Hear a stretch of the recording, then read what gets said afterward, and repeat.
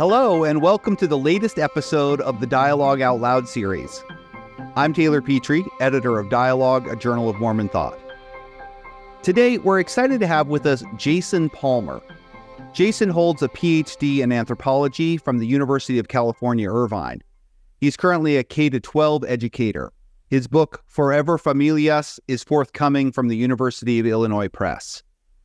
In his fascinating article, Tiny Papers, Peruvian Mormon Substances of Relatedness, discusses his own embeddedness in a Peruvian Mormon kinship system, showing how the intercultural systems relate to one another in practice and the lives of this extended family under the matriarch Jacoba. Jason, welcome. It's so nice to talk to you about your work. Thank you. It's great to be here. So this is an anthropological and ethnographic study of a Peruvian Mormon familia system. Can you just tell us a little bit about what an anthropological or ethnographic project is for people who aren't familiar with that, and sort of describe your research as you looked into this? Yeah, I'm glad you asked that question because I think a lot of people don't know what anthropology is, and especially in Mormon studies, I think anthropology is one of the least utilized disciplines. There's a lot of historians and sociologists. Anthropology is, of course, the study of humans and broken down into four subfields, one of those being sociocultural anthropology, which is what I did when I gathered the data for this specific article. And what that basically means is just deeply hanging out with people and getting to know them, becoming part of their group as much as possible, but also, realizing that you're never really going to be part of their group. And so it's basically a study of that contradiction. There's a fundamental contradiction always at the base of it, which is that you, as the anthropologist, are the instrument of data collection, and therefore you're going to filter things through your own biases and things like that. And so if you're comparing it to astronomy, for example, where you're saying, an astronomer would report their, what kind of telescope they used, what kind of drawbacks there were with it, or whatever. And in my case, I am the instrument of data collection. And so I have to describe what my stake, my history, how I was socialized growing up to see the world, and then how I came to this community. And so, it's just a very personal way that I came to it, which is it's my own family, basically my in-laws, and my religious community. And so when I realized that I wanted to go back to school and get a PhD in anthropology, I just stopped to consider, hey, what communities do I already have access to that's interesting?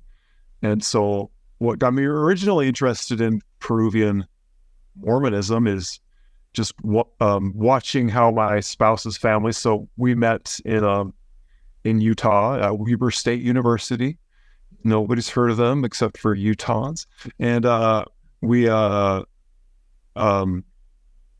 so she had just recently immigrated from Peru a year prior to me meeting her, and she had already been baptized into the church, which this article kind of goes into. That same person who was evangelizing her own family members was involved in getting my wife's family into Mormonism. And so then watching her family, seemed like every month, at least every year, more members of her family would immigrate to Utah. That's sort of like family migration. That's how that happens. And then, that's how I kind of justified this being an important project, which was like, why are there so many Peruvians in Utah? Because if you look at the statistics, Utah, like the six other highest concentrations of Peruvians are all eastern seaboard states. and then California, and then Utah. All of a sudden is just, and it obviously has to do with Mormonism, and so that was what got me into the project, and then getting further into, okay, how am I gonna do this actually? Like, what am I gonna do? As far as, what questions am I gonna really get into? And I just kind of went with taking advantage of my own church membership.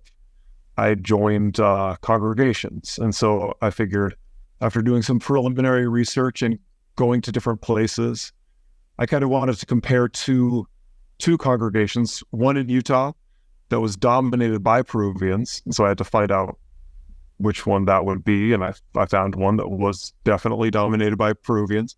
And then another Mormon congregation in Peru that I chose. I chose the city of Arequipa, Peru, because it had been recently selected as the site of a temple that I wanted to see, like, how the material building of literal Zion kind of matched the figurative, and like how people were making themselves worthy in Peru, in Arequipa, of that temple, and from their perspective. And so I joined, ended up doing what we call our fieldwork year. So in my program, which is at UC Irvine, we you take an entire year off and go do your project and embed yourself basically in the community that you've chosen to study with. And so I chose to divide that year up 6 months in each place.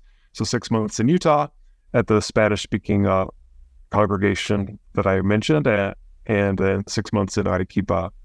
And I basically was just the most active Mormon you can imagine in those two spaces. And that's something I kind of, and this article actually mentioned that I become a temple worker.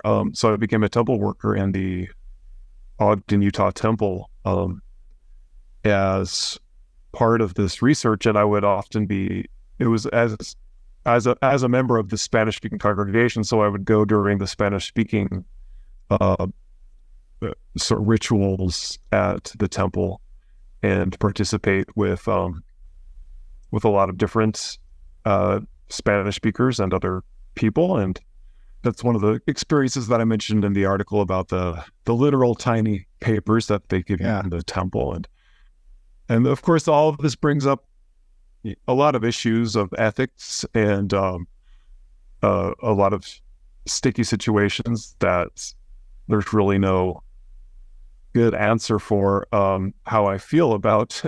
It was never a clear cut divide between what I'm doing as a scholar and what I'm doing as a seeker, as someone who's also needing some spiritual uplifting, It's such a curious mix of this kind of work, such a curious mix of sort of insider and outsider status, and holding those two tensions simultaneously, holding those intentions simultaneously. And I'm sure, as other ethnographers that I've talked to and work with, a sort of disorientation of like, wait, where are the boundaries and the lines between these two competing identities sometimes?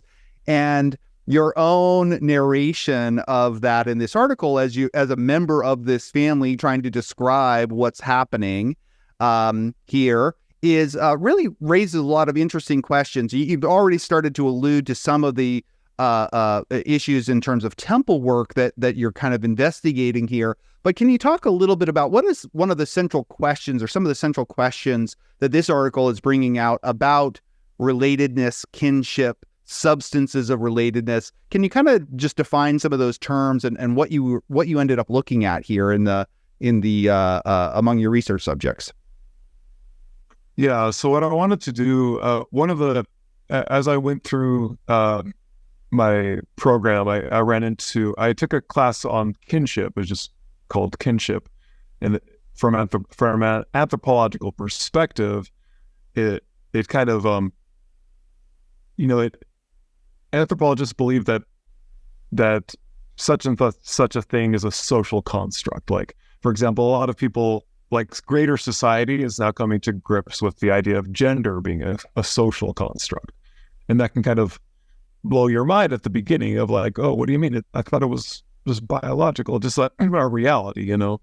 And you realize once you get more deeply into anthropology, that really everything is a social construct, including kinship. And so you might, that's something that's kind of hard to grapple with, the idea that, wait a minute, you know, you're telling me that my own mother is that the fact that she's my mother is just a cultural construct. It's not, there's nothing real behind it, nothing. And yeah, I mean, like, why do we choose to call the woman whose womb we come out of our mother, right? Like, why? Not every culture, not every society does that, actually. And that's something that I discovered in reading about Andean anthropology in Peru. You know, there are societies in the Andes today where the mother-child relationship is literally understood as being taught. You have to teach your own mother to love you in certain societies. And so those kind of things, just questioning that even something as unquestioned as kinship, as what makes me think I'm related to the people I'm related to, that if even that is a social construct, then, you know, what else is? And of course, the fundamental question there is that with the LDS Church being so focused on kinship, right? I mean, it's almost like the crux of the church is family. Then what happens when you have two different societies, who, like the society that I grew up in, which I call Anglo-Mormonism, and the society that my spouse grew up in, which I call Peruvian Mormonism, both using the same word, a similar word, a cognate, family and familia, but having a very different meaning behind it. And on top of that, you have the power dynamic where Peruvian Mormonism isn't the Mormonism that gets to make the rules, right? And so that led me to realize a lot of things, for example, about the rules of the church, about the rules of the temple, you know, which are that I reiterate this numerous times a couple times in the article, which is that in the temple, you can only be sealed. You can only like legitimate your relationship to your spouse, or to your children, and that's all. And that seems normal to people who really only have those relationships, you know, around them. People who live in nuclear families, like the people who made those rules, probably do. But for most of the people in the world, that's ridiculously limiting. It's so closed-minded and just scarcity. It's like what about my cousins? What about my daughter, for example? You have to be married. It's not that the parents can get sealed to the children, it's that the children need to be sealed to the couple. And so many of my study participants in Peru were single mothers who could not be sealed to their own children just because they didn't have a husband. And so that's kind of what I wanted to do with this article, is to get people to, mostly, you know, readers who are themselves Anglo-Mormons, to kind of question that.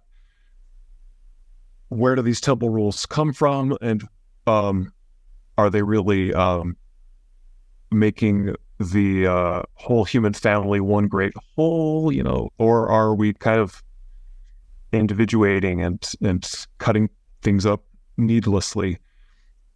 And that's kind of like, I'm kind of getting off there, but yeah. Yeah, so we have so you describe, sort of white North American modes of kinship, Mormon white North American modes of kinship, Peruvian modes of kinship, and Peruvian Mormon modes of kinship. Where are some of the overlaps and points of disjuncture between some of those models and systems that came up sort of in practice? You mentioned single mothers as one there, but what are other places where you were kind of noticing some places where there were tensions and other places where they actually were merging together in cooperative ways?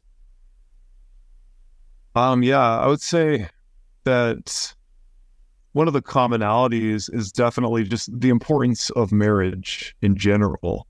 I would say that's even like a more ancestral understanding among some communities in the Andes, which, for example, there's a lot of in ancient Andean art. I mean, by the Andes, I mean the mountain range in South America that's, that was part of the Inca Empire, ranging from Colombia to Chile, Ecuador, Peru, Bolivia, and there's basically symbology similar to the yin and the yang sort of symbology, where maleness and femaleness complement each other, and in fact there needs to be that unity. And in fact, in a lot of languages in the Andes, the word marriage means the making of a person. So you're not really a person until you're married.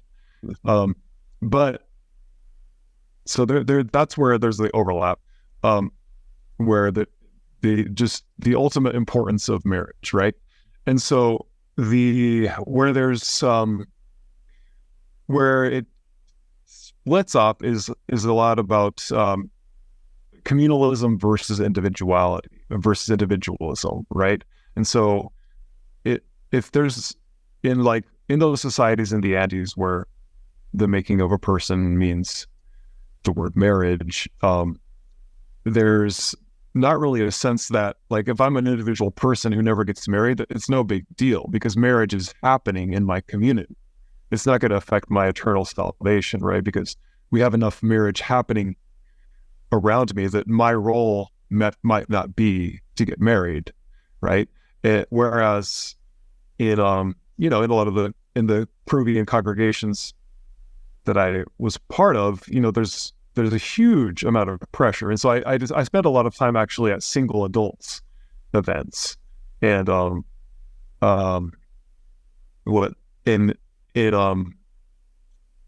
Peru, in Utah or in the Intermountain West, there's enough population to have the entire congregation is just single adults, right?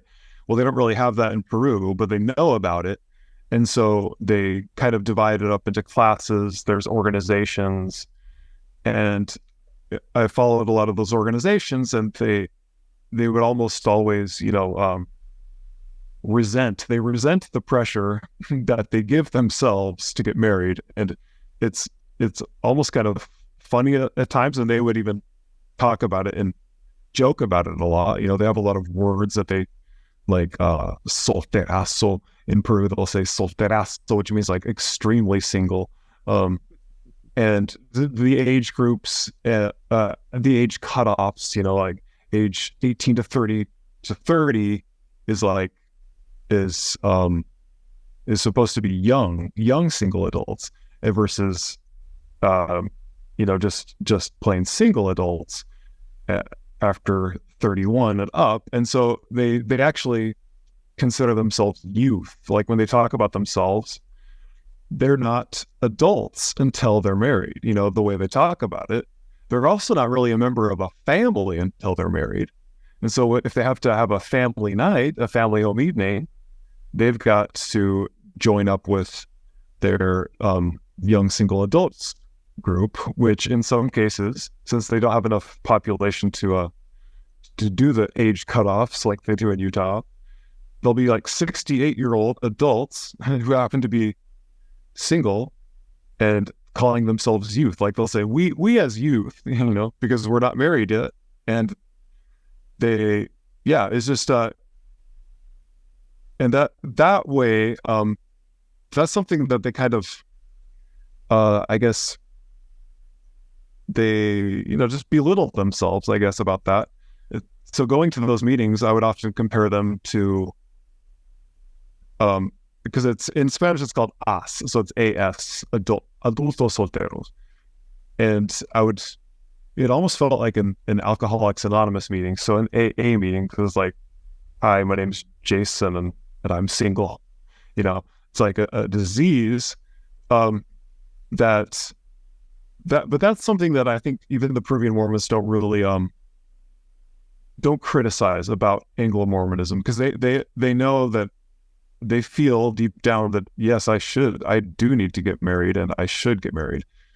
But the other areas, like you said, where there is where there is definite criticism, and where I think most Peruvian Mormons would not shy away from criticizing Anglo-Mormons, is the kick out at 18 rule, that they would say, like, you kick your kids out of the house at age 18 or way too young. They don't agree with that. A lot of them don't agree with the change of the mission age, the missionary age, going down to 18 because of that reason. That, like, Anglo-Mormons, they grow up with the idea that, regardless of whether I go on a mission or not, I'm definitely going to be leaving home at 18. And a lot of Latin American Mormons definitely don't grow up with that idea. And so it's the separation of the the 18-year-old leaving the family. They describe it as like they'll use words like very visceral words to describe that separation, like a desgarramiento, or like, tearing apart the family by doing that, because they have a very conglomerative idea of family. Like, you just add on, and in Peru they literally add on a second story, third story, fourth story to their house.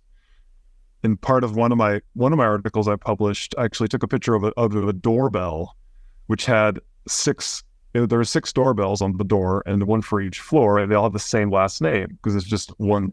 All the siblings, they live together, and they have their own kids, they have their own spouses, and then it just grows and grows and grows into a big complex. And it was interesting to watch how that worked in the suburbs of Utah, because they're not allowed, due to zoning restrictions, to actually do that. But they kind of do it anyway, just based on proximity and all living in the same neighborhood. But yeah, that's some of the things. Another one of the most famous difference that Peruvians love to tell me about, even though they know that I've been married to a Peruvian for years, they still get the sense that marriage means something different to me than it does to them. Because, famously, when you marry a Latin American person, you marry, it's like 2 families uniting. It's not just 2 individuals, right? It's the union of 2 families. And so the feelings of the 2 individuals are secondary to the compatibility of these 2 sides, these 2 families, right? And that most in the experience of my in-laws, who they've had a lot of bad experiences with Peruvians marrying Anglos, and it mostly that deals with the tension of the Anglo spouse not really understanding that by marrying a Peruvian, he or she is really marrying that Peruvian's entire family. And so nobody's really prepared for that from the Anglo perspective. Yeah. So you talk about the particular familia that you look at as one that's under Jacoba, the sort of matriarch of over 100 people, if I'm remembering correctly. And it's also a fluid one that's kind of continually growing. And one of the things that you mention is the role of food and drink in the process of sort of kin making. Can you tell us a little bit about what that process looked like?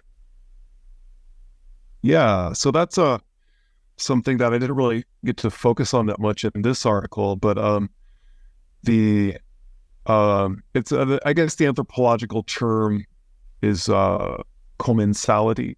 So it's the creation. It's where, it's a literal.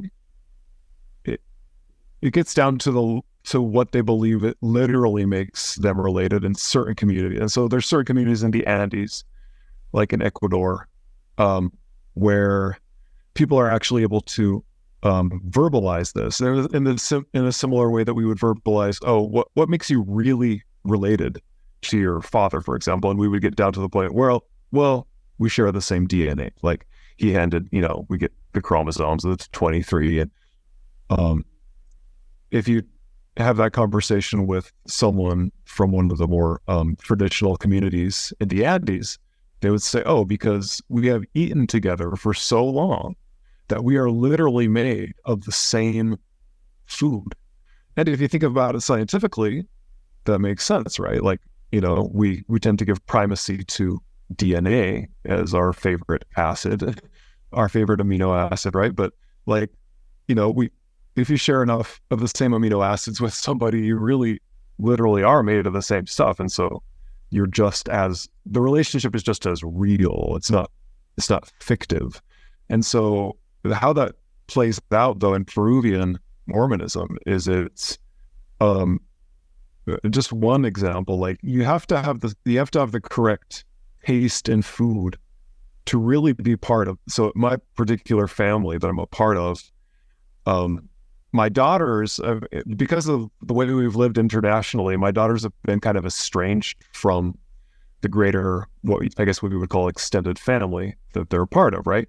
And so during my fieldwork time, we became part of the family more than ever. And so my daughters were exposed to some foods that they hadn't really been expected to or forced to try before. But it was almost like a test of their Peruvianness and of their real membership of the family, whether or not they liked certain foods. One of them is called panettone. So I know panettone's like becoming popular now in American supermarkets, like Trader Joe's, I think, has panettone now. But but in Peru, panettone is Christmas. Like you do not have Christmas without panettone. It was a big Italian thing too. That's where I first knew it too. So yeah, that's funny. Well, it comes from Italy, right? The recipe in Peru. And Peru's so food is just really important in Peru, and one of the ingredients of food that's important is foreignness. So if it's not foreign to Peruvians, then it's like it doesn't end up being part of the cuisine. And so so panettone is like really important, and my daughters don't like it, and so they were really it was a little bit of a problem for some of their aunts who would what, why, how could you teach your kids to not like panettone? Really, what is the problem here? And it took me like a long time to get a taste for it, because it's an acquired taste. But those things, like acquiring the taste, the correct tastes, and once you have acquired them, right, then it's almost like you've built yourself into the family. You're accepted and you belong, and it's important through the foods that you like, and just also just living in enough proximity to share food on a very frequent basis. It is really important to what I call la familia, right? And it's if you don't do that often enough, then your kinship can be lost. And so, that's food, and also dance and drink. By drink is interesting with Mormonism because, because of the no alcohol prohibition, and so drink becomes, for Peruvian Mormonism, it becomes a specific soft drink called Inca Cola, which expresses your Peruvianness because Peru has its own cola. It's very proud of that, and it also goes back to some more ancestral carryovers from Catholicism, right? And so Andean Catholicism has a lot of what's called ritual drunkenness, where getting drunk together and imbibing the corn beer, that came from the earth, urinating it into the same earth where the corn came from. It really is part of like kinship with the earth and becoming, that sort of cycle. And I think there's a little bit of that still in Peruvian Mormonism with Inca Kola, but that's kind of like more esoteric theory that I have. So what are some of the larger implications of the study that you've done in this article for Mormon studies or for kinship studies? What big contributions do you think that it makes? See, I think so for Mormon studies, I think the contribution that it could make is to get people to question to the point of possibly changing the policy in the temple that you can only get sealed to your spouse and your kids. I would really like to see that changed. And I haven't seen a call for that because I don't think people realize, like even, I follow a lot of feminist writings in Mormonism, like Exponent 2 and things like that. And I just don't, I think people, it's so unquestioned that people don't realize how damaging it is to single mothers. And we know, like with the research showing that I think the majority of Mormons, at least in a lot of places, are single. And it just makes it so they're constantly feeling guilty, right? About, or getting married for the wrong reasons even, just so they can get sealed to their own children, right? And so that's one impact I would like to make. I mean, I don't pretend that anything I write is going to make a big impact, but that would be a good one. So for anthropology, I think the impact I'd like to make in anthropology is, because so first of all, the anthropology of Christianity at all is very new. And the reason why is because it's not seen because anthropology up until very recently, like maybe the 1990s, has been as a real bias toward what is considered exotic to white people. And so, Mormonism, Christianity wasn't considered exotic enough because it's us, right? We are the anthropologists, and we are like, Judeo-Christian background. And so if we go outside, we would go to the jungles of Peru and we find people who are already Christianized, that ruins them. They're ruined for us. Like we want to find the original people who haven't been influenced from outsiders, So there was that myth that such a people actually existed, right? And that we were going to discover them and describe them and salvage their language before it's lost. So anthropologists avoided studying Christians, right?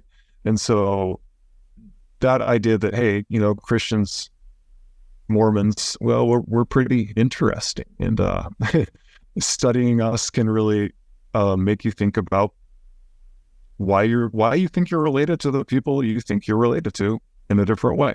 So that's hopefully the impact that I could make there. Well, and it also just complicates the study of what we think Mormonism is. And it's one of the fascinating things about these sort of both what the kind of close ethnographic work that you're doing and work not on white Anglo North Americans really helps to denaturalize, these concepts and see the way that Mormonism is expressed in these different contexts. So Jason, I want to thank you for your work. It was such a great article, and it was so fascinating to get to talk to you about that work today. And really, really glad to get to know more about this project. Thank you. So we hope that our listeners have enjoyed the conversation and have learned something new. If you'd like to learn more, check out Jason Palmer, Tiny Papers, Peruvian Mormon Substances of Relatedness in the winter 2023 issue of Dialogue, and explore other resources on this topic there. To our listeners, thank you for joining us today. If you enjoyed this episode, please share it with your friends and colleagues, and don't forget to leave us a review or get in touch with any comments or questions. We hope that you'll tune in for future episodes of our podcast. Please subscribe and rate our show, and be sure to check out the whole range of shows in the Dialogue Podcast Network.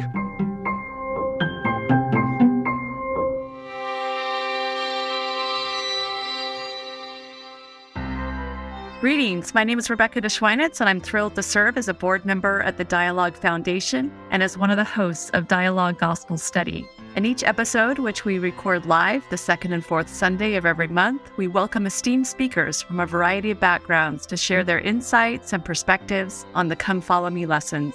Our aim is to spark meaningful conversations about the scriptures, to connect them to our personal experiences and to our understandings and explorations of the gospel. To stay in the loop with our upcoming lessons and this opportunity to engage with Mormon thought, culture, and belief, be sure to visit dialoguejournal.com and sign up for our newsletter. By doing so, you'll receive updates and timely links to join our live stream lessons. Additionally, you can catch up on our past guests and episodes by subscribing to Dialogue Journal on YouTube, Facebook, or wherever you listen to podcasts.